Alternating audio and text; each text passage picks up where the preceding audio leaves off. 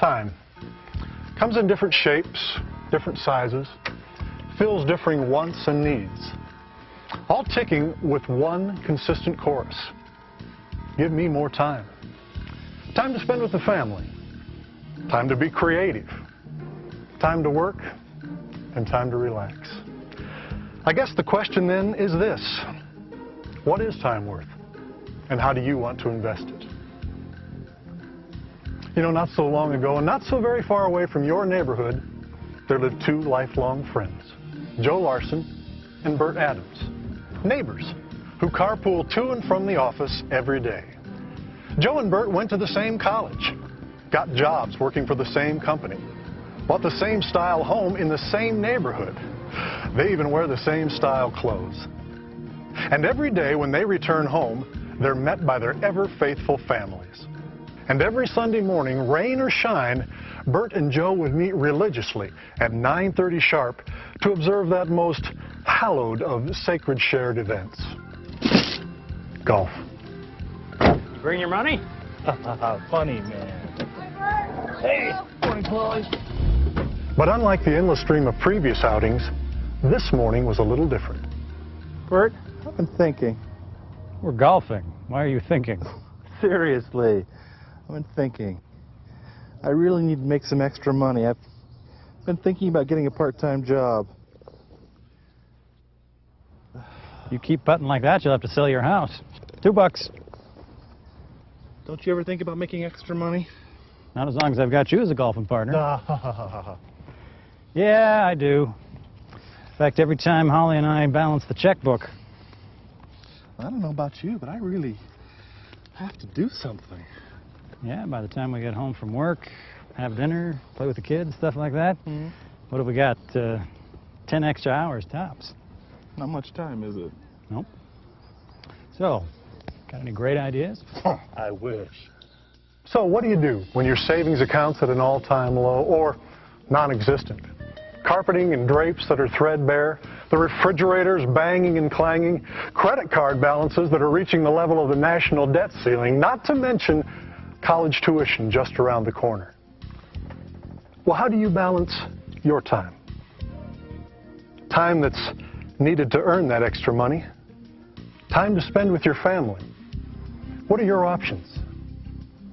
Oh, by the way, you may have been wondering how our dynamic duo could afford to play golf every Sunday with things being so dreary. Well, Bert's uncle, Uncle Harold, he runs the place. Well, the stage was set. Events that would affect both families for months, even years to come, would be decided tonight. On the way home, Bert and Joe each committed to invest an extra 10 hours a week. Not much time, but both agreed it needed to be invested wisely.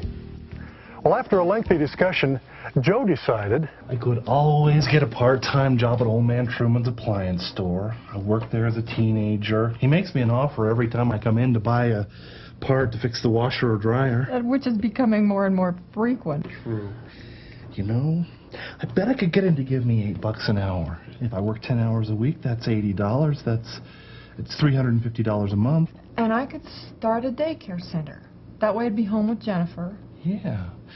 How many kids do you think you could handle? Maybe 5. Use a glass. Sorry. What is this? A guy thing? 4.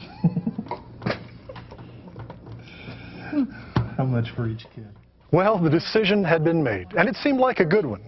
But no matter how many times Joe played the idea out in his mind, no matter how hard he tried, there just wasn't much to get excited about. Exhausted, Joe finally surrendered to the idea. I mean, after all, if they kept this up until they reached age 60, there might be just a little light at the end of this long, dark tunnel. Well, things were very different at the Adams house. Bert's Aunt Betsy, Harold's wife, golf course Harold favorite, Uncle Harold. Anyway, Harold's wife, Aunt Betsy, had called earlier in the day while the boys were playing golf and asked Holly to join her for lunch. And now there was Holly sharing with Bert the information Aunt Betsy had so carefully and patiently shared during the luncheon. So what do you think? Interesting. I get you some juice? Sure. Now, let me see if I get this. We work consistent, steady, invest 10 hours a week, just like Joe and I talked about. Our goal is to find just 2 people who can benefit from these products, excited as we are, who are also willing to invest 10 hours a week doing the same thing. Yeah, and based on our goal, 3 months to accomplish our task. 3 months. That's around 130 hours. 130 hours. That's realistic. Yeah, We can do this. and we get to do it together. You are a genius. Needless to say, Bert and Holly had no trouble getting a great night's sleep. Their problem had a solution, and the solution made sense.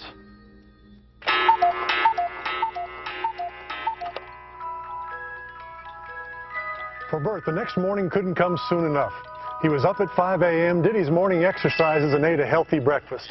He hadn't felt this alive in years. He couldn't wait to tell Joe that he'd found the answer to their problem. He had committed to invest 10 hours a week, consistent and steady, just like he and Joe had agreed. Flexible hours, great products, solid company, and do it with Holly. It was everything Joe and he were looking for. Well, needless to say, Bert was loaded for bear. As he waited for Joe, he rehearsed over and over how he would explain to his best friend his newfound discovery. Sorry I'm late. I couldn't get to sleep last night. Were you going to sleep better tonight? Because you don't have to sell toasters at Truman's. Well, I can think of a better way to start the conversation. But the words had already popped out of Bert's mouth. So it seemed like it was now or never.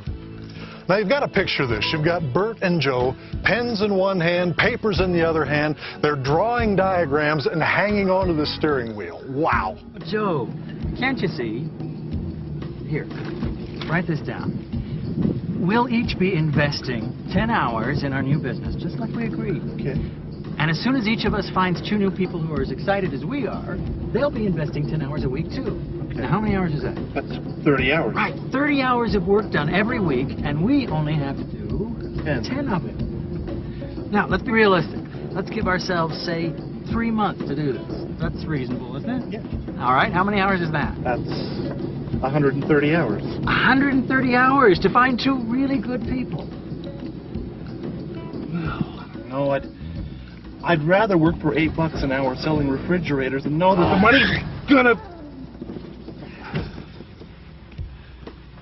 money's going to be there when the week is You're just over. not seeing this. All right, take the next 3 months. Let's say during the next 3 months, we help our 2 new people find 2 people each. Okay. Now, add this up.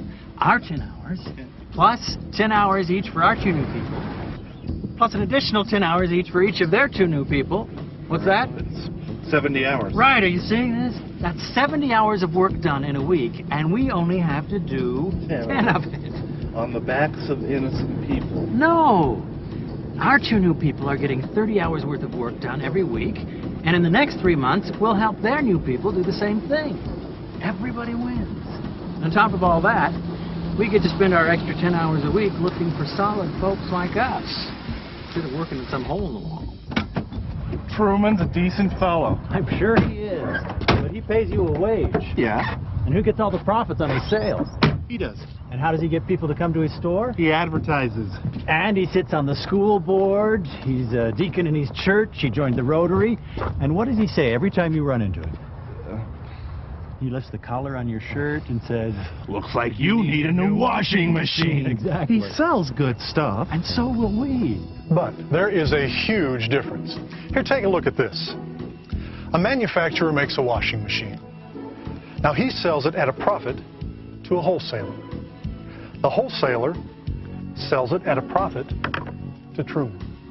Now, Truman's going to sell it to a customer, and again, he's going to sell it at a profit. Now, out of this profit, he pays what? His rent, heating, electricity, advertising, a store manager, and Joe. Now, with all these middlemen, it's no wonder he can only afford to pay Joe $8 an hour. Joe, in our new business, the company manufactures the products, makes a reasonable profit. But from there on, all the profit goes to guys like you and me who are out there doing all the work. We are the middlemen, the owners, the salespeople. We get the profit. How does Holly feel about it? Joe, it was her idea. Sally'd never do it. Bert had just learned his first lesson. There is a place and time for everything. Obviously, this was neither. But Joe was his friend, and no matter what, a friend he will stay. Now, what Bert didn't know was this.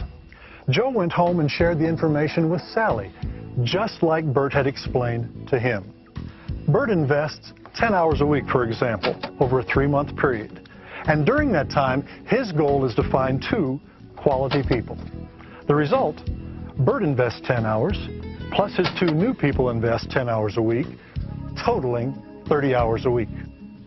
Now, for the next 3 months, Bert's goal is to help his people find 2 quality people each, or 4 additional people.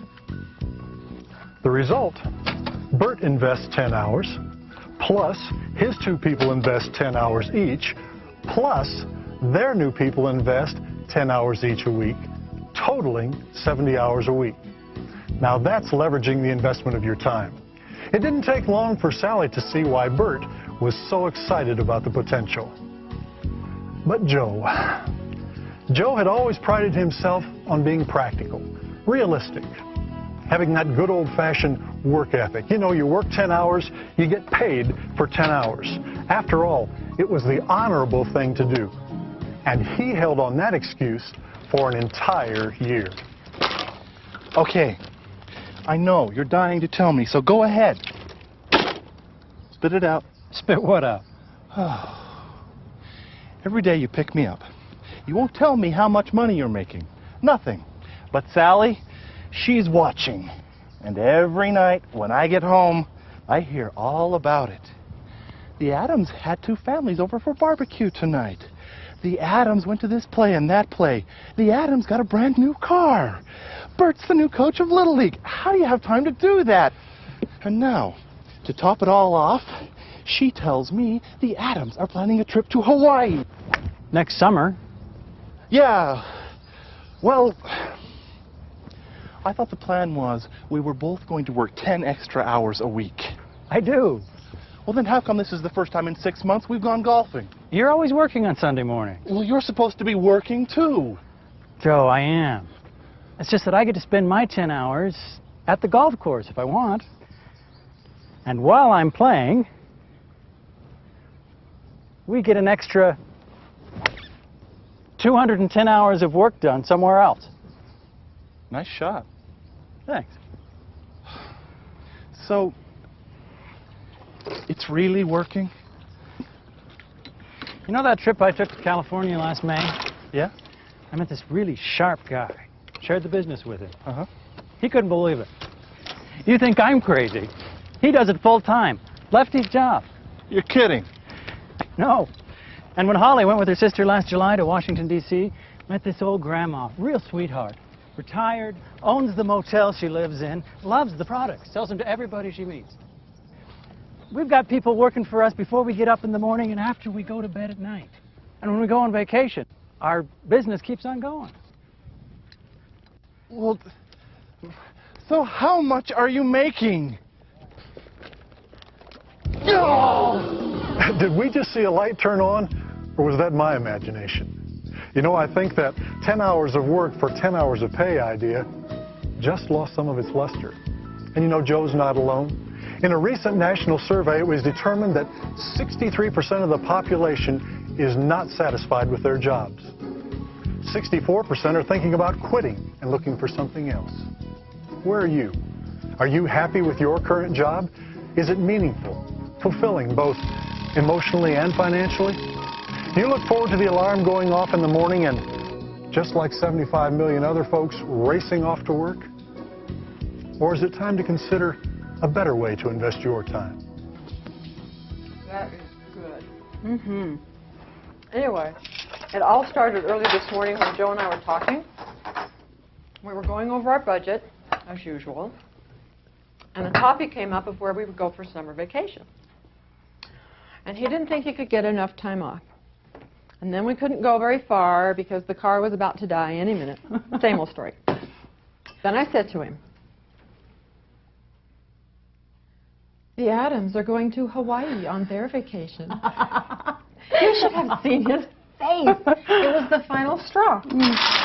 He called Truman at home, wakes him up, says he won't be in today. He calls Bert, insists they play golf. Heaven only knows what is going on right this minute. He knows he could never have this if he works 10 hours a week for Truman. How do you feel? Oh, I just love having 6 extra screaming little children tearing up my house every day. And I love Joe selling appliances every spare minute, especially when Jimmy has a basketball game or when I want to go to a movie. I love my old car. I don't want to go to Hawaii. Oh, you know, this business isn't for everyone. Yeah, right. Let's just say that Joe agrees to this. How do you know who'd be interested and who wouldn't? Well, you don't always know. We've got some people who lost a job from a company they'd had for years. Well, before that happened, you know, they may not have had any motivation. Probably felt pretty secure. Well, other people, they try the products and they find themselves recommending it anyway. So why not sell the products and make a little profit? Oh, and I have to tell you about my hairdresser. 29 years old, 2 darling little girls, divorced, living in this really scary apartment, totally strapped. Oh, poor thing. Oh, I know. Well, when I first told her about the business, you know, all she wanted for her little girls was piano lessons, dance lessons, you know, maybe a little set aside for college. But you should see her now. She just bought the cutest little house over in Cloverdale. That is wonderful. Mm-hmm. Well, every situation is different, except this. Everyone wanted more time. Time to spend with their families. Time to relax for a moment or two without having to worry about their income coming to a screeching halt. More time to make a little more money. And everyone needed a solution that wasn't going to cost an arm and a leg like a hamburger franchise. Good comment, Holly. And you know it's true. Few of us have the enormous resources required to buy and start up a franchise. And even if we did, which franchise would we bet our money on? And at what location? But we all have this, a little time, our most precious asset. And with the low cost of getting into this business, your real investment is your time. There's over 55,000 people a week in the U.S. and over 125,000 people a week worldwide getting into this over $66 billion a year business. Quality people. And like the New York Times says, many are well-educated people, white-collar workers, trading in their briefcases and looking for a better way to invest their time. And if you'll invest your time, steadily, consistently, you can build a solid, exciting, and profitable business. So why are we doing this? Oh, I don't know. Why don't you? Hi, ladies. Hi. Hi. Smells good. Right on time. Anything we can do to help? I want to know first who won. I think I'll go wash up. I'm sorry we're late. We were talking about the business. It's about time. It is about time.